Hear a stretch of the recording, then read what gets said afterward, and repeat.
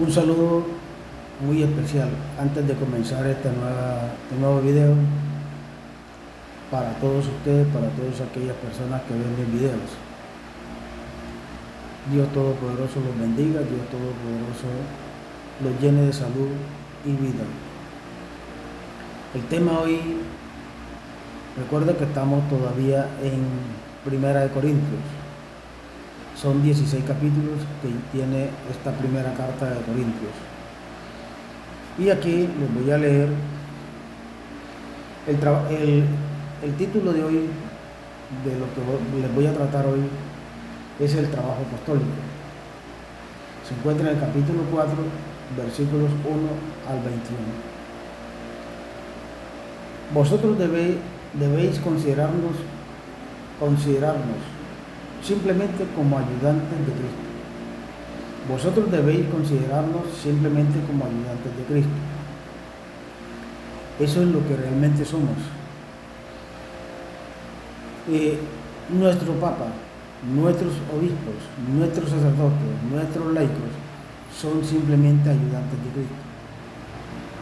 No son más de allí, o no somos más de allí, somos simplemente sus ayudantes. Lo que le servimos a Él acá para llevar su evangelio, para explicarlo, para hacerlo conocer a todas las personas. Esa es la filosofía. Encargados de enseñar los secretos designios de Dios. Ahora bien, el que recibe un encargo debe demostrar que es digno de confianza. Dice lo que dice, el que recibe un encargo debe demostrar que es digno de confianza. Yo, por ejemplo, digo esto.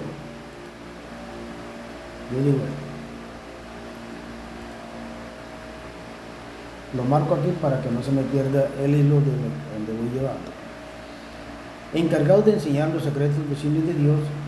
Ahora bien, el que recibe un encargo debe demostrar que es digno de confianza. Yo llevo esto, como le he venido diciendo, por ejemplo, en el trabajo en una empresa. José es dueño de esa empresa. José nombra un gerente, pero tiene una mesa directiva y hay un gerente. El gerente es el encargado de administrar la empresa, pero el gerente nombra a un subgerente, el que va a estar allá revisando que la empresa funcione, que una cosa y la otra. Pero debe ser digno de confianza de quién, del dueño de la empresa. En ese caso tenemos que ser dignos de confianza de Cristo. Entonces eso es lo que quiere decir Pablo. Tiene que ser digno, encargado de enseñar los secretos designios de Dios. Ahora bien, el que recibe un cargo debe demostrar que es digno de confianza. Si esa persona nombrada por el gerente, que viene siendo como un administrador, debe demostrar que es digno de confianza, no solamente del gerente, sino también del dueño de la empresa, que viene siendo, digamos, Dios. Digamos que el dueño de la empresa es Dios, el hijo es el gerente, y él tiene o un subgerente o un administrador, y ese tiene que ser digno de confianza a él, porque él es el que está administrando esa empresa, pero coloca a una persona para que esté al tanto de la empresa constantemente. Eso es lo que hace Pablo, y eso es lo que hacen todos ellos. Deben ser dignos de confianza de administrar lo que Dios les ha dicho que hagan. En cuanto a mí respecta, muy poco me preocupa ser juzgado por vosotros. Muy poco, voy a marcarlo de una vez aquí, con otro color, a ver, con este color. Bueno, en cuanto a mí respecta, muy poco me preocupa ser juzgado por vosotros o por algún tribunal humano, ni siquiera yo mismo me juzgo. Sin embargo, el que a mí mi conciencia no me acusa de nada, no significa que Dios me considere sin culpa. Muchas veces, pues traduciéndolo de esta manera, muchas veces pensamos que no estamos haciendo nada incorrecto. Pensamos que estamos haciendo las cosas bien. Y sin embargo, hay algún detalle que se nos ha pasado por alto. Y ahí es donde está el problema. Por eso él dice que él no puede considerarse de que Dios no lo tenga sin culpa. Porque es que es así. Él puede ser muy bueno en hacer sus cosas, pero algún detalle se puede pasar. Y por esa razón es que uno no puede considerarse que uno vive en la vida sin culpa, sin hacer nada que perjudique a los demás, porque algo puede hacer. Ni alguna vez has insultado a alguien, alguna vez has ofendido a alguien, quizás no te acuerdes. Esa es la razón de las cosas. Por esa razón es que él dice, y es muy enfático en todo esto. Pablo era un estudiante de Gamaliel, sabe mucho de las escrituras, conoce mucho de las escrituras, y por lo tanto es una persona capaz de mencionar y decir las cosas correctas, porque las conoce. Y por eso es que él dice las cosas que dice. Aunque por ahí alguien me dijo que Pablo era machista, pero bueno, yo cuando alguien me dice alguna cosa, lo primero que trabaja en mi mente, deduciendo, meditando lo que me dice la persona, preguntándome a mí mismo si es así o no es así. Y eso me hace buscar en las páginas sociales las respuestas. ¿Por qué razón puede ser un tipo que hizo todo lo humanamente posible, guiado por el Espíritu Santo, las cosas bien, para que se le trate como machista, que fue un machista? Lo que pasa es que, saliendo un poco de este tema, es que cuando queremos hacer nuestra propia voluntad, Dios es malo. Dios es malo, Dios es machista, porque Dios le dio todo el derecho al hombre y a la mujer no, y ta. Pero fue Dios, no fue Pablo. Ni es usted, ni soy yo.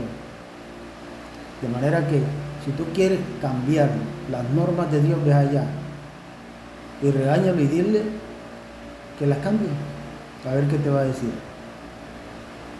Porque Dios no se deja mandar de nadie, porque Él es Dios.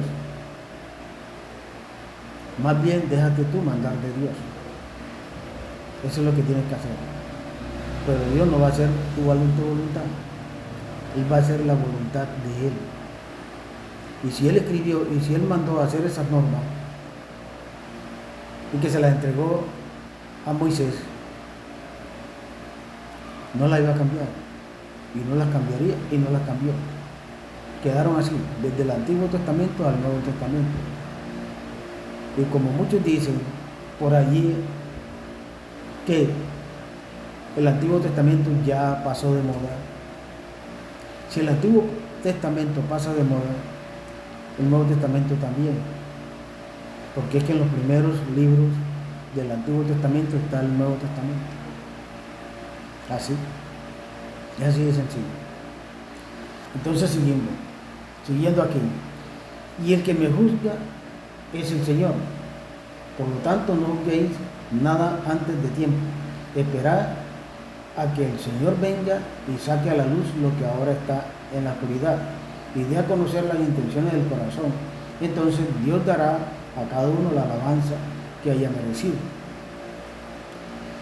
Hay muchos que juzgan a la Iglesia Católica, juzgan al Papa, juzgan a los obispos, juzgan a los sacerdotes y todo eso. Dicen que el Papa va a cambiar la Iglesia, que va a cambiar todo lo que está hecho. Dicen que los obispos van a hacer esto, van a hacer lo otro, que los sacerdotes también. Puede que haya sacerdotes que no estén haciendo la voluntad de Cristo, puede que sí los haya, pero no todos son malos. Hay unos que realmente tienen vocación de sacerdote, aman el sacerdote, hay otros que no. De pronto a esos sí, porque están allí simplemente por estar.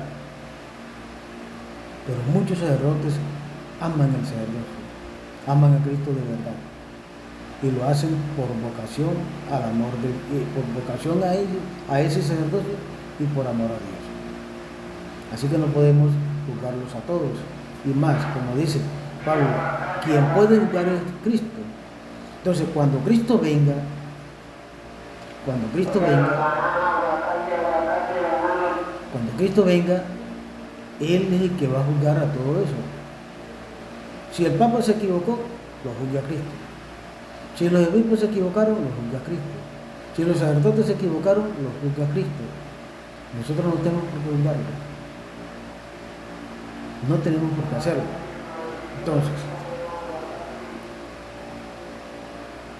esa es la razón que muchos tomamos a la ligera las cosas y decimos es que este sacerdote es esto, este sacerdote es otro. Está bien, hay sacerdotes que no están por vocación, hay sacerdotes que se equivocan en las cuestiones que hacen. A mí me dijo un sacerdote que Pablo es machista o era machista, pero yo me pongo a pensar que si Pablo era machista, entonces el Espíritu Santo también era machista. Cristo era machista y el Padre también. Por eso es que uno no puede lanzar palabras a la ligera. Y por eso un sacerdote jamás en la vida puede decir cosas delante del feligrés. Porque es que lo pone a dudar. Lo pone a dudar. Y si soy yo como esas personas que investigan las cosas y que buscan respuestas, entonces yo me pongo a pensar eso. ¿Para qué seguir entonces a un Dios machista? ¿Para qué seguirlo entonces? Pero resulta que eso es invento del diablo. El diablo fue que se inventó el machismo. El diablo le dijo a Eva, tú puedes ser igual a Dios. ¿Y cómo sería Eva igual a Dios? Creando también. ¿Y cómo lo crearía ella? Con las relaciones sexuales con Adán. ¿Tendría un hijo? Claro. Podía ser igual a Dios. Si Dios creó a Adán, ella, por intermedio de ella, Adán iba a crear un bebé. Un hijo también. Un ser humano. Eso le metió el diablo a Eva. Aunque el tema no es este, ya ha llegado un momento y yo lo voy a decir. ¿Cuál es hoy el día el problema del machismo? Y que lo dicen contra Pablo y que lo dicen, porque en una de las cartas de Pablo, no sé si es en 1 Corintios, todavía no lo he podido, no está, de pronto en los capítulos más adelante esté, cuando dice que es más fácil aceptar la pequeña maldad de un hombre que aceptar la bondad de una mujer que engaña, traiciona y se venga del esposo. Entonces, ¿es culpa de Dios? Es culpa de nosotros, porque nosotros somos los que actuamos mal, no Dios. Dios no actúa mal. Dios lo que hizo, lo hizo bien hecho. Nada es imperfecto. Nada. Todo está perfecto. Somos nosotros los imperfectos. Porque nosotros hacemos nuestra voluntad y no hacemos la voluntad de Dios. Y a Dios lo cuestionamos y decimos toda una cantidad de cosas de Él. ¿Por qué? Porque si nosotros no hacemos la voluntad de Él, estamos condenados al infierno. Entonces por eso lo cuestionamos. Pero porque no queremos hacer su voluntad. Queremos andar libres. Y eso es lo que sucede. Pero eso no es culpa de Dios, es culpa de nosotros. Si yo no quiero seguir a Dios, Él me va a obligar a mí a que lo siga. No me obliga. Yo sigo lo que yo quiera seguir. Pero resulta que el día del juicio final, Él me va a preguntar qué hice yo, qué le voy a responder yo. Lo que yo hice en toda mi vida, la maldad a los demás, contra mí mismo, con todas las cosas, con todos los pecados que haya cometido. Eso es lo que le voy a decir. ¿Y para dónde creen que me voy a ir? ¿Será que me va a llevar allá a la gloria de Él? No, al infierno, a ser parte del demonio, porque a Él fue que hice parte en la tierra. Todo lo que hice, lo hice ¿por qué? Por el demonio. Fui amigo de Él aquí en esta tierra. Y allá donde voy a ser amigo de Él allá, lo mismo. Pero allá no voy a tener vida, allá voy a estar quemado en el infierno. Se desapareció para siempre esta persona que les habló. ¿Por qué? Porque no hice la voluntad de Dios. Entonces, lo que dice Pablo, Dios dará a cada uno la alabanza que haya merecido. Si yo hice el bien, Dios me alaba por el bien. Y si yo hice el mal, me alaba por el mal. Si yo hice el bien, dice que a la ciudad sagrada no entrará nada manchado. Nada con pecado entra a la ciudad sagrada. Si yo hice cosas, pero que no ameritan que me lleve al infierno, pues me manda a un lugar donde va a limpiar mi alma, no sé cuántos años será, no sé si son siglos, que voy a estar metido ahí sufriendo. ¿No? Y eso es lo que uno debe evitarse. Yo quiero ir directamente a la mano de Dios y debo hacer las cosas correctas, debo hacer lo correcto, debo tener paciencia con las cosas, con los demás, debo amar a las demás personas como amarme a mí mismo, debo de respetar a las personas que viven a mi alrededor. Todo eso me toca. ¿Por qué? Porque si yo no lo hago, el día que me muera, ¿qué va a decir? ¿Qué va a preguntarme Dios? Oye, ¿tú qué hiciste allá en tierra? ¿Te portaste bien con tus vecinos? ¿Los trataste bien? ¿No los insultaste? ¿No los ofendiste?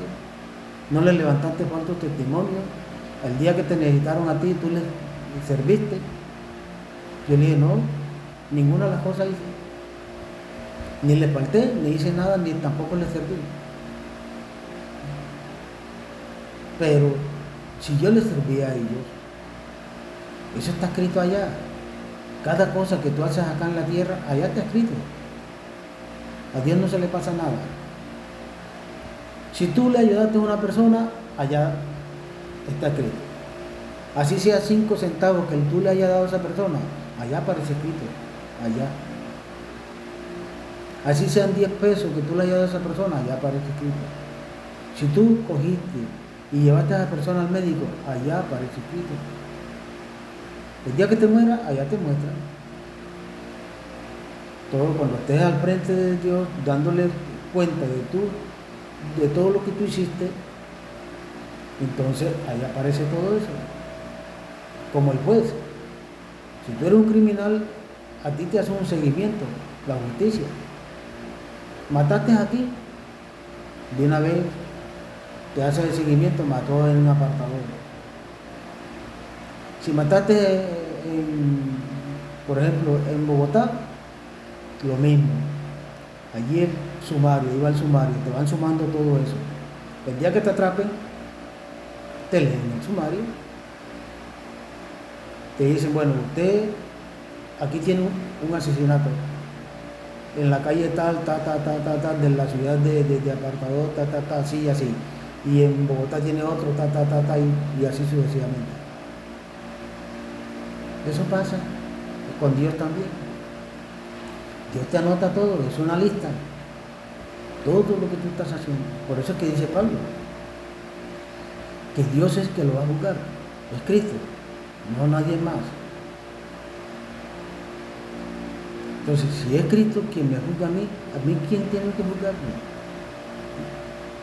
Si yo no estoy haciendo nada malo, ¿por qué me juzgan? Por eso es que nadie debe juzgar a nadie, porque Dios lo va a juzgar al doble. El único que me puede juzgar a mí es Cristo. Y si yo cometí un error aquí en tierra, la pago aquí en tierra. Pago ese error ante las autoridades, ante la justicia terrenal. Pero lo que yo pague aquí, allá no, ya no lo tengo que pagar. Creo yo, pues al menos así. Porque ya pagué, ya saldé esa cuenta con la justicia terrenal. Salí libre de todo eso. Pero lo que yo no logre pagar aquí, lo pago allá. A mí no me perdonaron aquí, allá no me perdonan. Entonces el perdón es aquí y no allá. Por eso dice Pablo, el que me debe de juzgar a mí es Cristo, porque es el que tiene que juzgar, nadie más. Porque Dios dará a cada quien lo que le corresponde. Dios da a cada quien lo que le corresponde. Si yo hice el bien, ¿a dónde voy a ir? A la gloria de Dios. Si yo hice el mal, ¿a dónde voy a ir? Al infierno. Ahora, si lo que yo hice no amerita que yo vaya al infierno, me colocan allá donde dije anteriormente. No sé cuántos años pagaría allá, no sé cuántos años. Pero que castigo sí lo hay. Yo por eso no estoy de acuerdo de que se hable de un Dios generoso, un Dios que no cobra nada, un Dios que te deja que tú hagas todo lo que tú quieras. Y no importa, tú te mueres y Él te va a recibir allá con los brazos abiertos, así abiertos, te aprieta, te abraza y te dice, mijo, ahí le tengo el lugar donde usted va a vivir el resto de la vida, acá en la gloria del Señor. Eso no es así. Eso no es así. Dios va a juzgar lo bueno y lo malo, lo va a juzgar Dios. Así que no nos engañemos con mostrar un Dios noble, un Dios generoso, un Dios amoroso, un Dios flexible, porque eso es engañar a las personas. Eso es engañar. Por eso muchos dicen, que Dios me perdona. Como Dios me perdona, yo hago lo que yo quiera. Eso es mentira. Eso es mentira. Usted, porque Dios le perdona, no va a hacer lo que usted le dé la gana. Eso no es así. Y por esas cosas le está diciendo de que Dios es un Dios flexible, que Dios es un Dios de amor, muchos se están ahogando y muchos van a ir al infierno porque perdieron el temor a Dios. Cuando un sacerdote dice que Dios es un Dios de amor, porque a mí me lo han dicho, incluso los mismos hermanos míos de la comunidad, es que Dios es un Dios de amor. Dios no me juzga a mí para que otro me venga a juzgar. Mire, eso es dañino. Eso es dañino para la salvación de la persona. Dañino. Es mejor decir que Dios es un Dios que es justo, pero que a la vez también castiga. Él es justo, pero que a la vez también castiga. Y no decir que Dios es un Dios generoso, flexible, amoroso. Es como si fuera un Dios que aceptara todo lo que el ser humano haga, todo lo que sus hijos hagan. Es como poner un Dios que acepta todo lo que las personas hagan, lo que nosotros hagamos. No. Yo no comparto con esa forma de explicar a las personas sobre Dios, no la comparto, porque eso es mentir.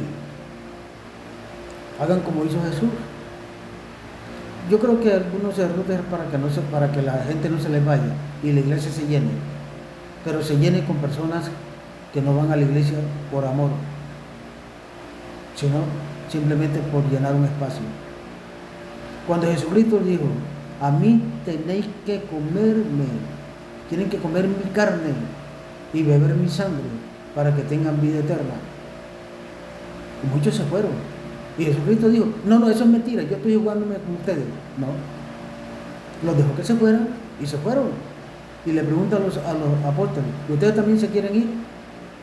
Pedro le responde, no Señor, porque tú tienes palabras de vida eterna. Se quedaron ellos. Bueno, si una iglesia, una de las parroquias se llena, 300, 400 personas, y el sacerdote dice, es que Dios es un Dios también de justicia. Claro que la justicia de Dios es muy diferente a la justicia del hombre, pero Dios juzga. Así que aquel que esté haciendo la maldad va a pagar allá. Es mejor ser honesto y ser sincero y decir quién es Dios de verdad y no mostrar un Dios un Dios de mentira. Un Dios de mentira, no. Es un Dios de verdad. Porque Dios es un Dios de verdad. Y si tú te equivocas, si tú no haces las cosas bien, allá el castigo va a ser inminente. Así de sencillo. No nos engañemos con recibir un Dios noble, bueno, generoso y todo eso, y hacemos las cosas malas porque Dios nos perdona. Es que yo mato porque Dios me perdona. Es que yo violo porque Dios me perdona. Es que yo hago esto y lo otro porque Dios me perdona. ¿Quién es él? ¿Quién dijo eso? No enseñemos a un Dios de esa manera. Enseñemos a un Dios como es Él, como lo es Dios. Pero no un Dios, porque ese es un Dios falso. En esa forma estamos enseñando como un Dios falso. Entonces es mejor enseñar a un Dios, el verdadero Dios. Ese que hizo el cielo y la tierra. Ese que es el Dios de Abraham, el Dios de Israel, el Dios de Jacob, el Dios del pueblo de Israel. A ese Dios. Que se convirtió en, que es el mismo que está en el Nuevo Testamento, Jesucristo. Jesucristo sí vino, dice que es más flexible, pero no es tan flexible. Porque Jesucristo dijo unas normas, dejó unas normas. Y tiene que cumplirlas, hay que cumplirlas. Por ende, por A o por B, tenemos que cumplir esas normas. Porque de lo contrario, ¿a dónde vamos a llegar? Vamos a hacerle compañía al diablo. Orgullo de los Corintios, capítulo 4, versículo 6 al 21. Hermanos, os hablo de estas cosas por vuestro propio bien, y me he referido a Apolos y a mí mismo como un ejemplo, para que aprendáis a no ir más allá de lo que está escrito, y para que nadie se enorgullezca favoreciendo a uno en perjuicio de otro. Pues, ¿quién te hace mejor que los demás? Pues, ¿quién te hace mejor que los demás? ¿Y qué tienes que Dios no te haya dado? Y si Él te lo ha dado, ¿por qué presumes como si lo hubiera conseguido por ti mismo?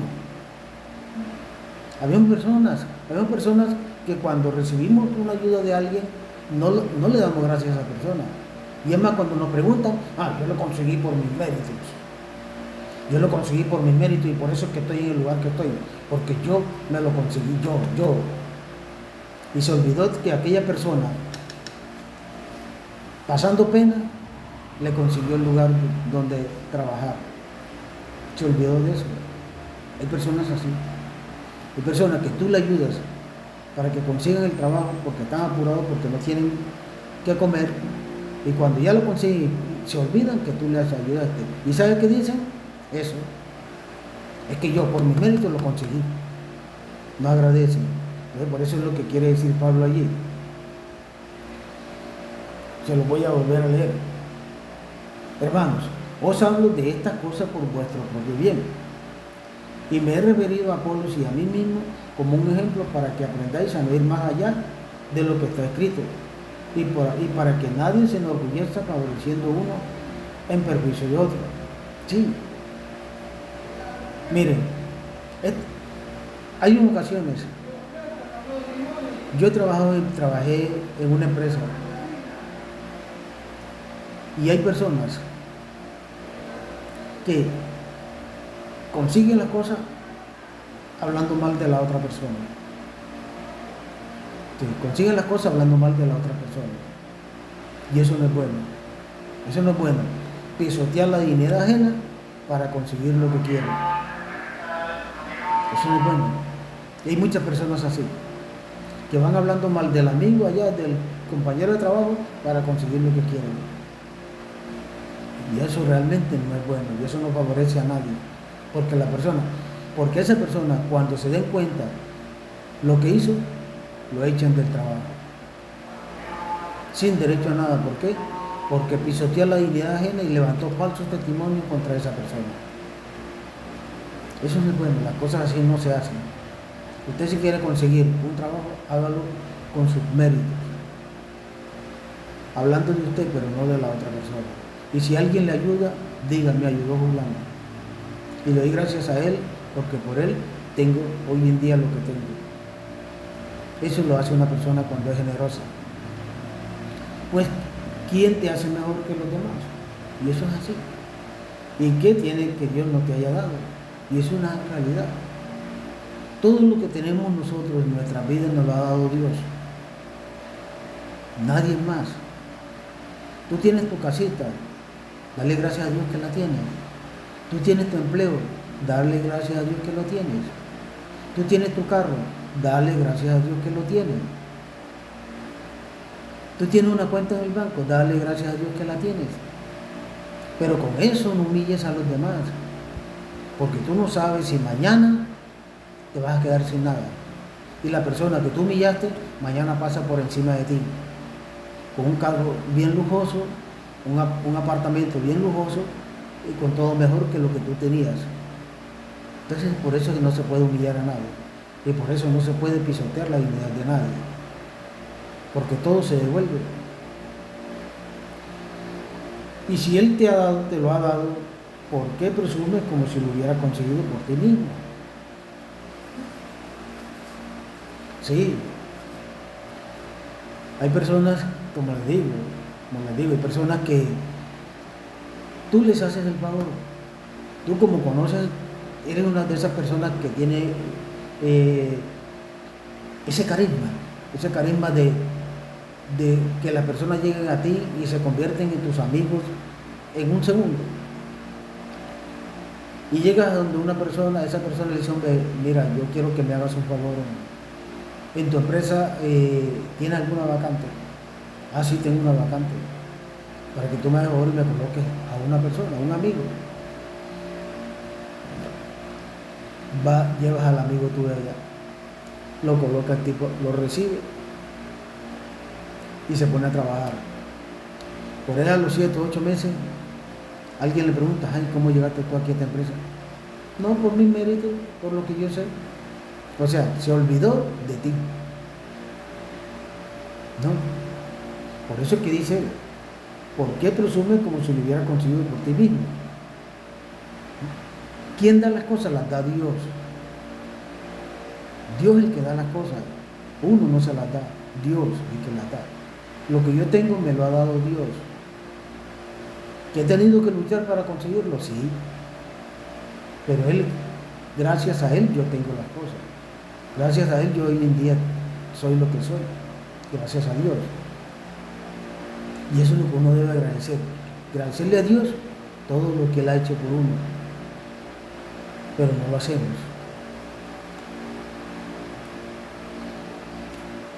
Al parecer, ya sois ricos. Tenéis todo lo que podéis desear y os sentís como reyes, sin necesitar nada de nosotros. Ahora fuerais reyes del mundo, para los ángeles y para los hombres. Nosotros, por causa de Cristo, pasamos por tontos, mientras que vosotros, gracias a Cristo, pasáis por inteligentes. Nosotros somos débiles y vosotros sois fuertes. A nosotros se nos desprecia y a vosotros se os respeta. Hasta hoy mismo no hemos dejado de sufrir hambre, sed, desnudez. La gente nos maltrata, no tenemos hogar propio. Esta es una enseñanza bastante profunda, y tanto para muchas personas que se creen grandes, que se creen que pueden pisotear la dignidad de los demás, que se creen que tienen el poder de humillar.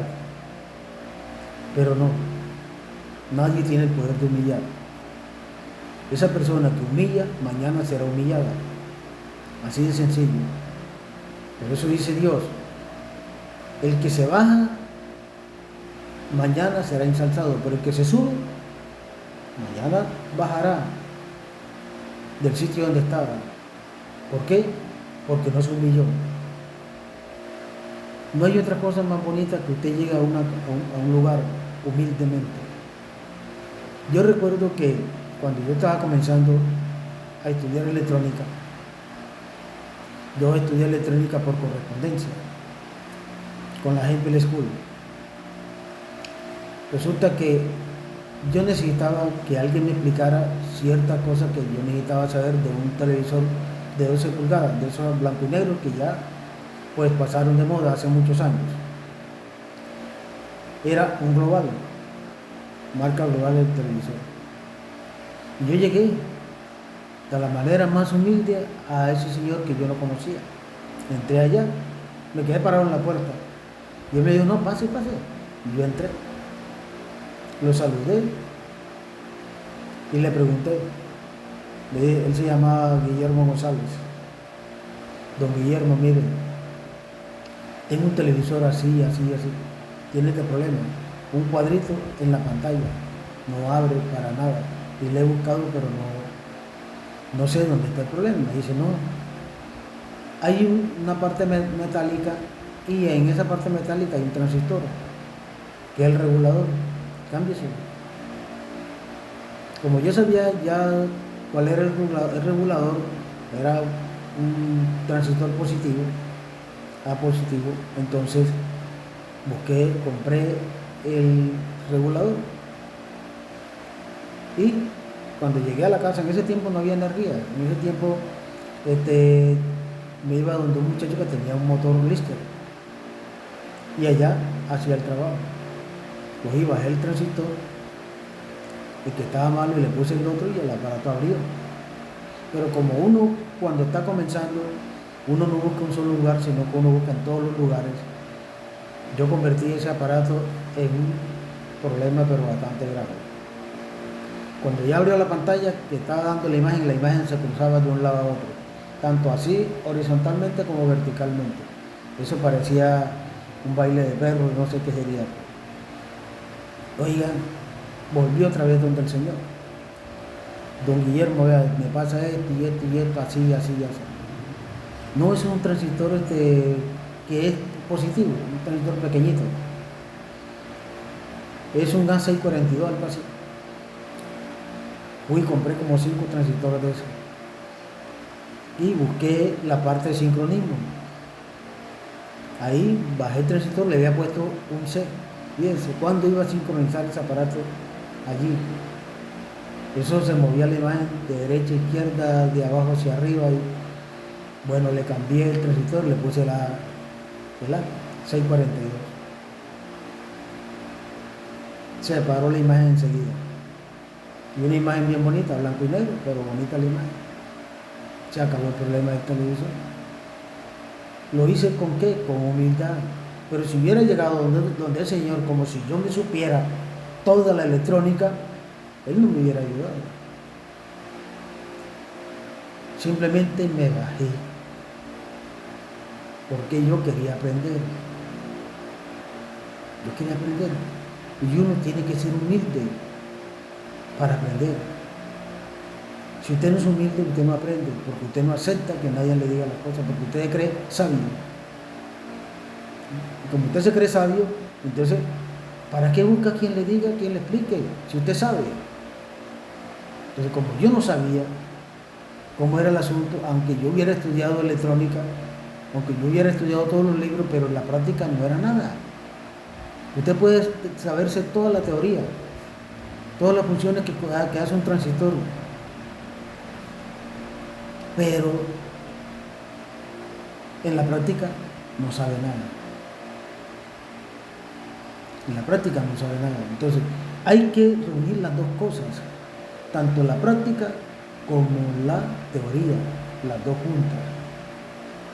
Cuando usted aprende la teoría y aprende la práctica, usted se convierte en un buen técnico, porque sabe las dos.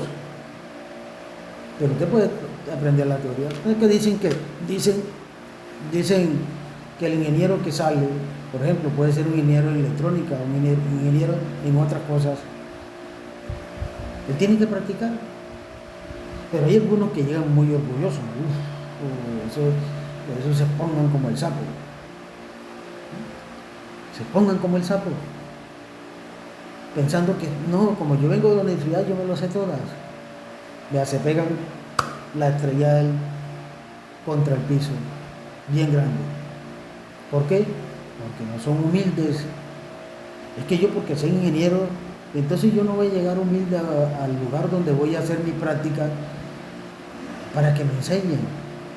Porque es que yo no sé, yo me sé la teoría, pero no me sé la práctica. Y ahí es donde el ingeniero aprende, es allí, en la práctica. Yo aprendí de allí. Yo no sabía nada.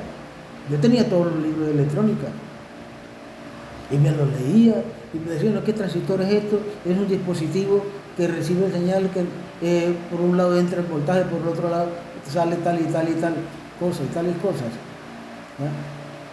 Pero cómo va instalado ese transistor en la tarjeta donde va él para hacer la función que le corresponde. Todo eso se lo tiene uno que aprender, porque el transistor tiene una base positiva, una base, un colector y un emisor. Por el colector entra el voltaje, por la base sale la señal y por el emisor la salida, dependiendo de la forma en cómo sea el circuito. De manera que, entonces, si yo no hubiera sido esa persona, yo no hubiera aprendido. Y ese señor me enseñó a mí muchas cosas, muchos trucos para yo reparar mis televisores. Y aprendí tanto a reparar esos televisores que ya después, antes, cuando yo iba allá me lo encontraba pegado, pero pegado, de un televisor. Le preguntaba yo a don Guillermo, ¿y qué problema tiene el aparato? No, hombre, tengo aquí tantos días de estar metido en este aparato y no he podido reparar. Sí, don Guillermo, ya le buscó por este y este y este y estos lugares. Me dice, no, pero venga, siéntese usted y hágalo. Venía yo, me sentaba, hacía las mediciones, seguía las líneas, encontraba el daño. Don Guillermo, usted tiene una resistencia de este y este valor. ¿Qué hay ahí en el carro? Venía y buscamos la resistencia, la montamos y arrancaba el aparato de una vez. ¿Y lo aprendí con quién? Con él. Entonces, por esa razón es que uno debe ser humilde. No decir, es que yo aprendí porque yo aprendí. Nadie me enseñó. Entonces, si yo no soy humilde, digo que yo lo hice porque yo aprendí. No, a mí me enseñó él. Yo sabía la teoría, pero él me enseñó a mí la práctica. Y aprendí muchas cosas con él. Y puedo decir que soy un buen técnico en la reparación de esos aparatos electrónicos. Puede que los de ahora, por más modernos y porque prácticamente acá en nuestro país, prácticamente ya no se reparan, sino que se cambian las tarjetas. Porque los repuestos sueltos prácticamente no se consiguen. Pero el técnico se sabe allí. Y con toda la herramienta. Ahora, usted es un buen técnico cuando usted tiene una buena herramienta. Bueno, me salí un poco del tema, pero para explicarle a ustedes lo que es la humildad y cómo se consiguen las cosas a través de la humildad. Y eso es lo que el apóstol Pablo habla aquí.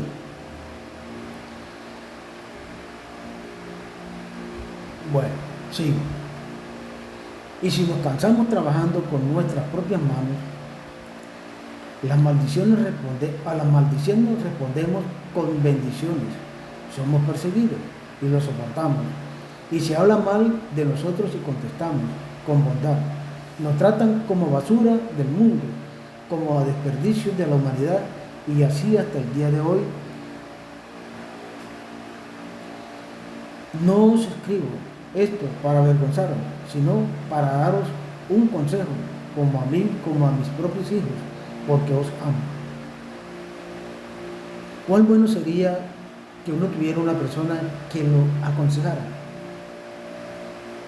Que le dijera, usted se está equivocando, usted está haciendo esto y esto y esto y esto, puede que usted no se esté dando cuenta, pero lo está haciendo. Ese es un gran amigo. El verdadero amigo es el que te dice la verdad, así llores. El amigo que no es verdadero no te dice nada, sino que se burla de ti con los otros amigos que tiene por allá. Pablo está tratando de decir eso, o lo dice. Entonces, cuando él dice aquí, voy a volver a leer un pedacito porque es bueno volverlo a leer para poder entender más. Y nos cansamos trabajando con nuestras propias manos. A las maldiciones respondemos con bendiciones, porque eso es lo que uno debe hacer. Cuando a ti alguien te maldiga, bendícelo.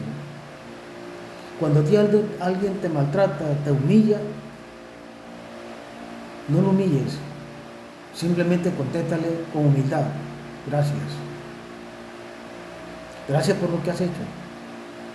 Porque se humilla más la persona cuando usted le dice de esa manera que maltratándola o dándose a trompazos con ella.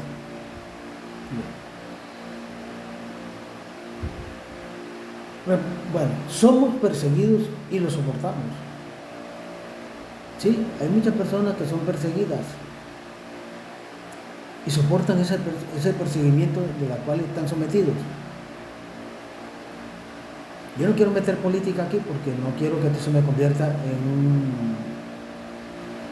en una polémica, pero hay muchas personas en el ámbito político que son perseguidas por los demás y que no le deben nada a nadie y que lo que han hecho lo han hecho por el país y sin embargo son perseguidos. ¿Por qué? Porque les molesta a aquellos. Cuando tú eres un buen vecino, ¿qué pasa? La gente te persigue. El otro vecino, como no es bueno, él te persigue y él habla mal de ti. Y cuando tú sales a la calle, él comienza a tirar indirectas. No le contestes, simplemente bendícelo. Te bendigo en el nombre del Padre, del Hijo y del Espíritu Santo. Se habla mal de nosotros y contestamos con bondad. Y es así. Si alguien habla mal de usted, contéstele con amor. Nos tratan como basura del mundo, como a desperdicio de la humanidad, y así hasta el día de hoy. No escribo esto para avergonzaros, sino para daros un consejo como a mis propios hijos, porque os amo. Entonces sería bueno uno encontrar en la vida a una persona que lo trate así, una persona que le haga ver a uno los errores que uno comete. Yo puedo cometer errores, pero no me doy cuenta si los cometo. Aunque yo soy muy apartado de las personas, pero uno puede a veces cometer errores, o a veces despreciar a una persona sin conocerla. Que la persona viene y de pronto uno le hace un mal gesto. Eso es pecado. Eso es pecado. Pues aunque tengáis 10.000 instructores que os hablen de Cristo, padres no tenéis muchos. Padre vuestro en cuanto a la fe en Cristo Jesús lo soy yo, porque yo soy quien os ha anunciado el Evangelio. Así pues, os ruego que sigáis mi ejemplo. Miren lo que Pablo es duro. Pablo es duro a dirigirse a Corintios, porque es que Corintios está en un problema muy grave: la división. Esa división lo tiene él preocupado, de tal manera que no se siente bien, porque pareciera que el trabajo que él está haciendo no está dando los resultados que debiera de dar, y que ellos están en contra de él lo más seguro, y por esa razón les escriben de esa manera. Una carta dura, pero llena de mucha verdad, llena de mucho amor. Aquí dice: por eso os envío a Timoteo, mi querido amigo, mi querido y fiel hijo en el Señor. Él os hará recordar mi conducta como creyente en Cristo Jesús, conforme a lo que enseño en todas las iglesias, por donde paso. Y algunos de vosotros se ufanan, pensando que no iré a veros. Pues bien, si el Señor quiere, espero visitaros pronto. Entonces veré lo que son capaces de hacer esos presumidos, y no solo lo que son capaces de decir, porque el reino de Dios no es cuestión de palabras, sino de poder. ¿Qué preferís? ¿Que vaya dispuesto a castigaros o que vaya a veros con amor y con ternura? Yo a veces, leyendo estas cartas de Pablo, a veces me pongo a meditar cómo fue esa vida en ese entonces, cómo fue que Pablo sobrevivió en todas las partes donde tuvo llevando una palabra, y que en cual muchos no querían creer y muchos querían destruirlo.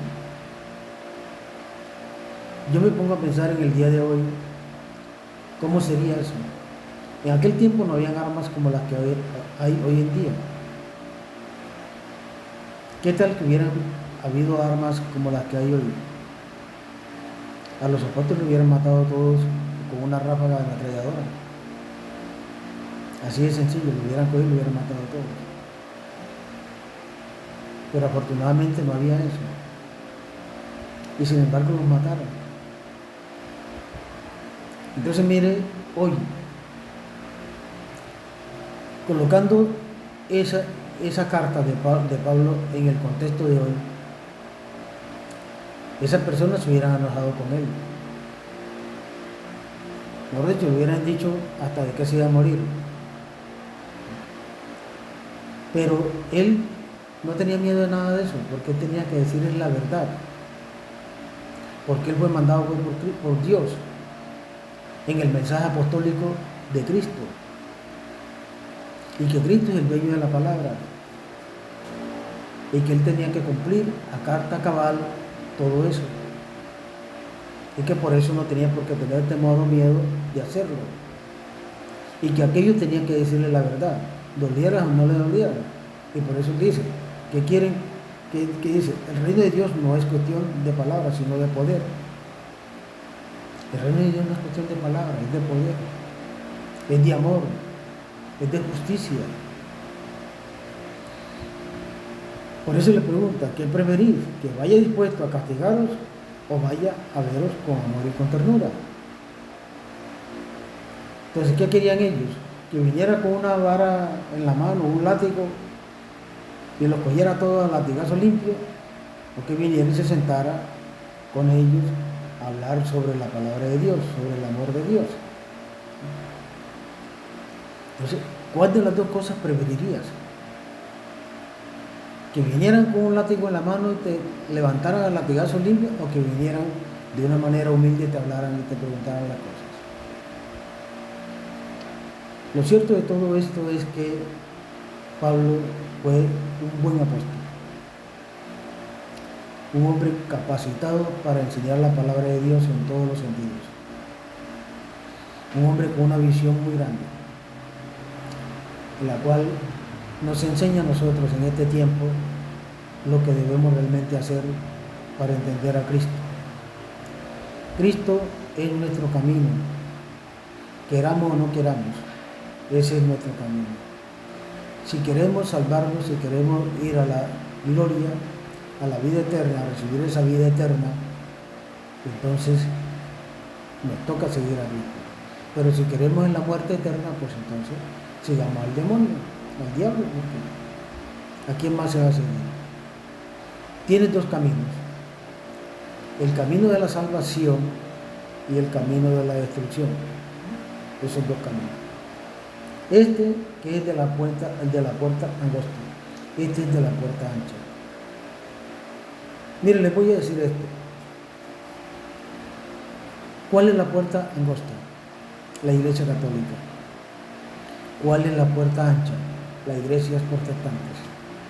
Si ustedes se fijan, en cada ciudad, ¿cuántas iglesias hay de ellas? En cada barrio. Si usted va a los barrios aquí donde vivo yo, encuentra una iglesia de una, otra iglesia de otra y otra iglesia de otra. Y solo va a encontrar una de la Iglesia Católica, una parroquia.